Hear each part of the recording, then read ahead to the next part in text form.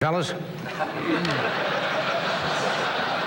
I don't think we can get away with that much longer. No. It's 2 weeks now. We haven't had musicians. They're supposed to be talking tomorrow, and we hope.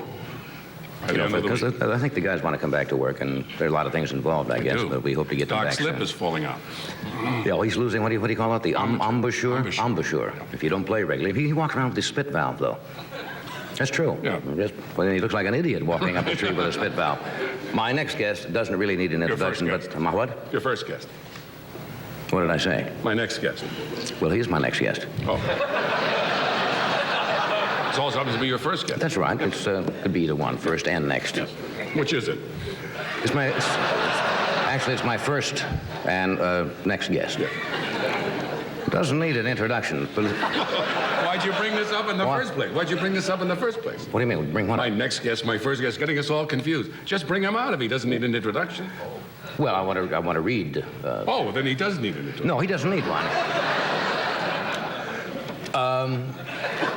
Tonight he goes to New York for the Youth Achievement Award, then to St. Louis for a double benefit at the Ambassador Theater, back to Los Angeles to make it a speech at his son's commencements at 1 p.m. at Chapman College, and leaves at 3 p.m. to go to Spokane to open the World's Fair. That's just tonight. He is the busiest man I ever know. Mr. Bob Hope.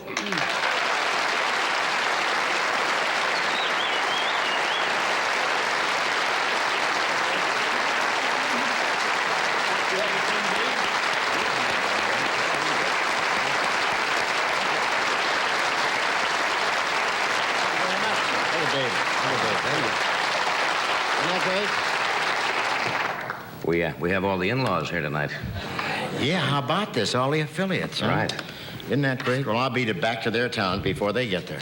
That's right. Somebody told me that Dave Tebbett's got a private, going to fly you out of here immediately as soon as you leave tonight to New York. I had to leave at 4 o'clock today to make this dinner tomorrow night in Washington, but Tebbett fixed up a plane for me, you know. Here I am, the Tebbett Command Performance. Yeah.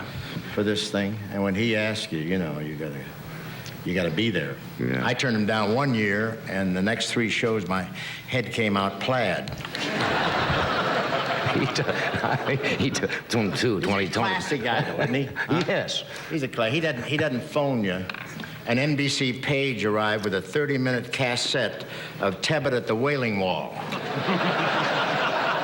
I have a feeling, you know, when I die, that graveside is going to come a color TV.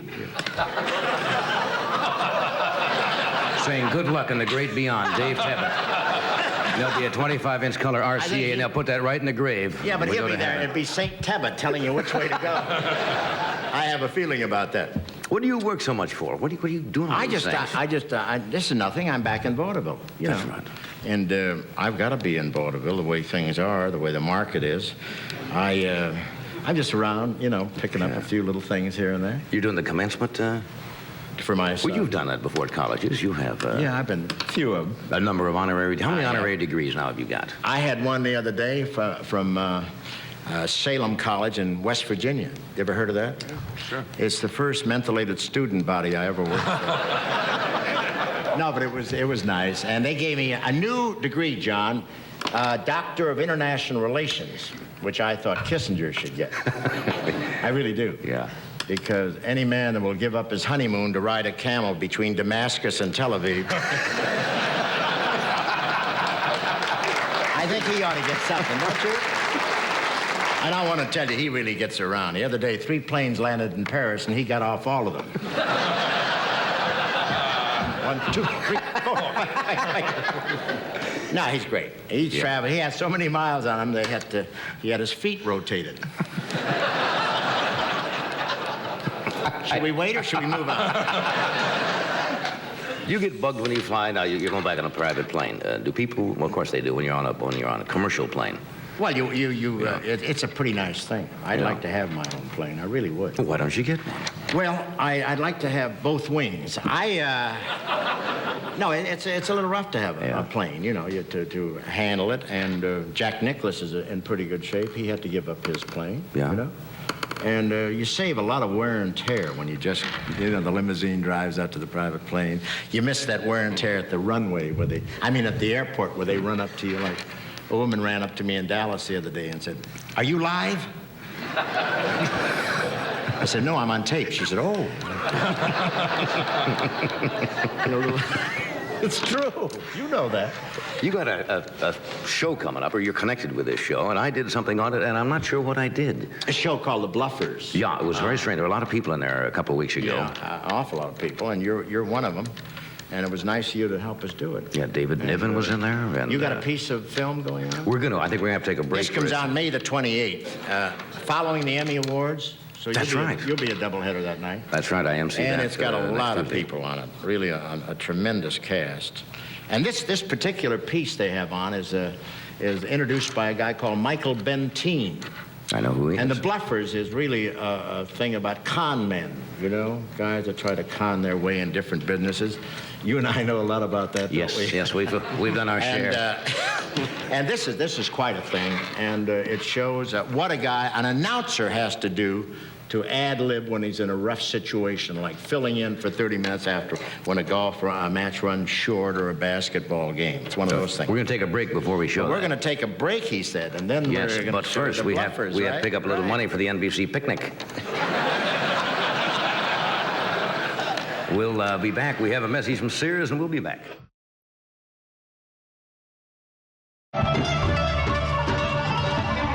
We got to stop importing those bands. That outfit's not going to make it. No, You know what they said? While that band was on, all these cats were shoehorning those Johnny Carson commercials in there, you know? This is Getting those local things in, huh? What do you All got that here? Stuff. This is the list Freddie just handed me. This is Yeah, the listen to list some of these people on the Bluffers. Ed Asner, Jack Benny, Michael Benteen, Ernie Borgnine, Johnny Carson, Angie Dickinson, Sandy Duncan, Glenn Ford, Zsa Gabor, Merv Griffin, Pat Harrington, Ed McMahon, Carl Reiner, Bobby Riggs, Karen Valentine, and Damon Wilson. And the Bluffers Repertory Company, composed of Arlene Galanka, Jennifer Darling, Barbara Rhodes, Chuck McCann, Bob Ridgely, and Ronnie Graham. That's a lineup. That's in 1 hour. And that follows the Emmy show Tuesday, May 28th on NBC. I love that. Are we going to show this? Now, do we have to set this up again? This is a little spot in the show. I can see where you get the idea. So the idea of Bluffers is based on situations you find yourself and how to get out of them. Yeah. Or con your way in or out. I read that whole cast to you, didn't I? Yeah. Something. And I didn't read David Niven, who is the host. The He's host. the whole thing. That gentleman is Michael Benteen from London. He was Yeah. an actor over there, very successful, a very amusing guy. Yeah. So you're going to head to New York now, huh? I'm going to New York and do this show, and then I'm coming back to St. Louis on Saturday at the Ambassador Theater. I missed that one. You're doing something in St. Louis? Big benefit. You forgot that? Forgot St. Louis. Do you want me to walk on again? That's incredible. No, it's great seeing, and I just did want to come on with these wonderful affiliates because I've been working for them for a long, long time. You know, I've been with NBC. I guess the dog with the Victrola is the only thing that's been around longer than I have. Yeah. Well, they're our bread and butter at the affiliates. Yeah, you're not kidding. Hey, thanks for coming. Thank you, and I know you have a wonderful show because I saw Rickles outside walking his Cobra. And I'd like to get out before surgery. Thank you, Bob.